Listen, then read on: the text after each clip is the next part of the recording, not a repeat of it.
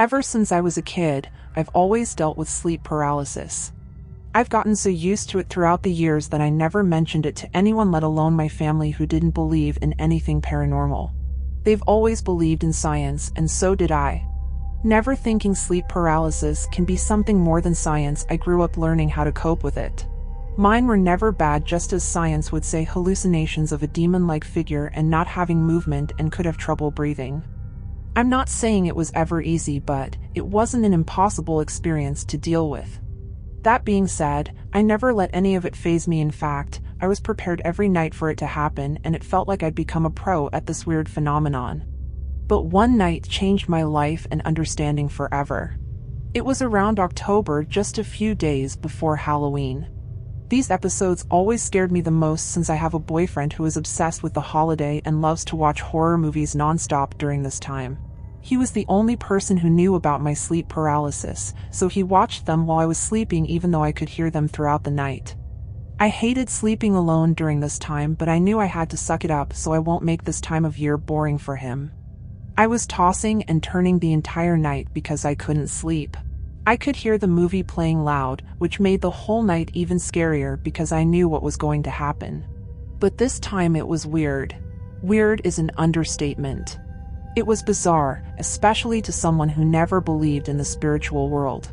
As the night went on and I finally went to sleep, I heard a big loud bang come from underneath my bed, and as I wanted to jump up and see what could have made that noise, I couldn't move, and all I could see was my ceiling.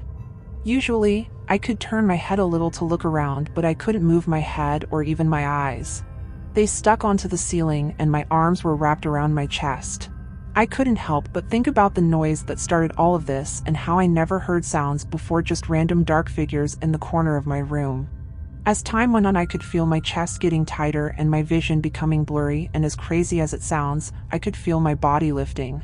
It felt as if I started levitating off my bed. I thought something had to be wrong. This could not be sleep paralysis.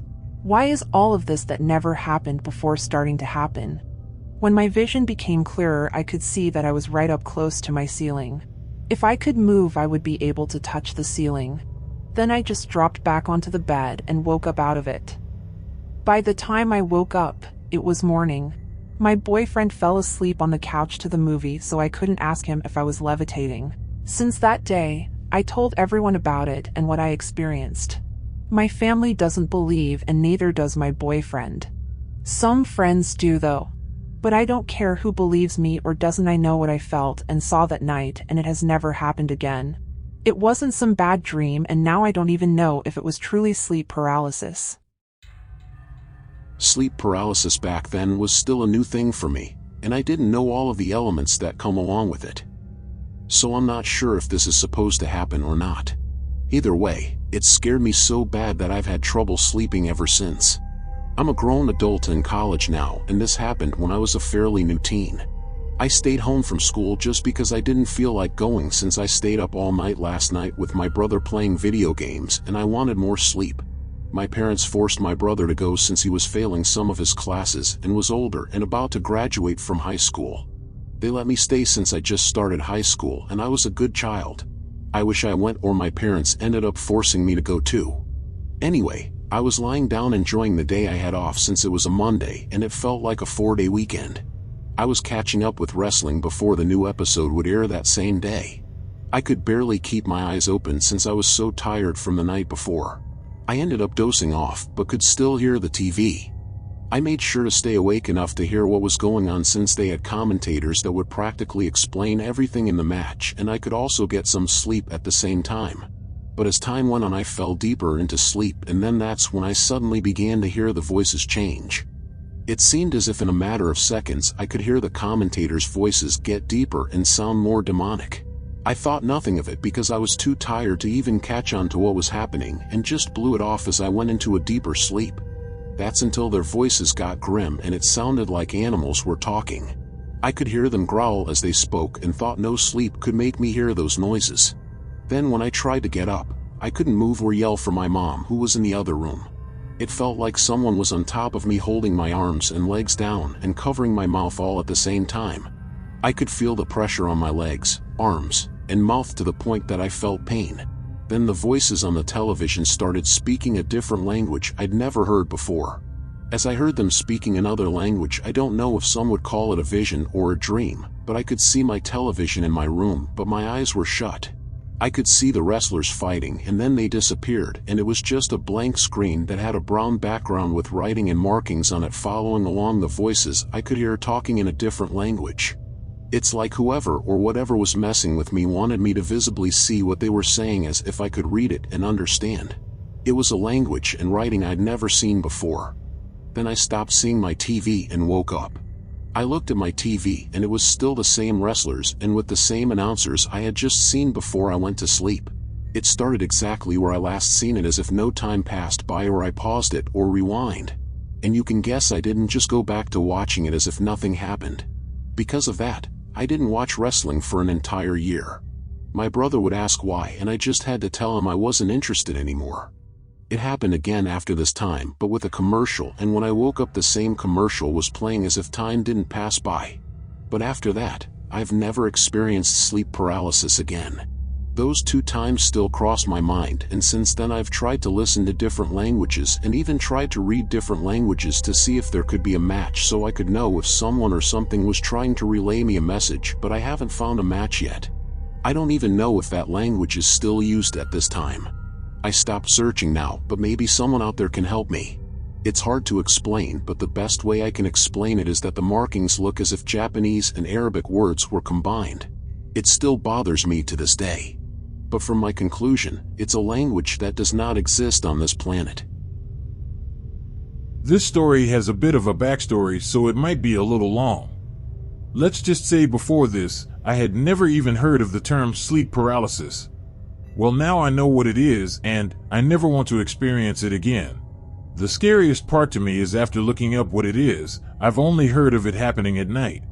Not during the day like mine, especially in the bright and early morning. I might sound super religious or crazy for saying this, but I still think that it started for me because I didn't want to go to church. Days before, my mom had been going insane trying to find a church to go to. She went weeks and weeks searching for one.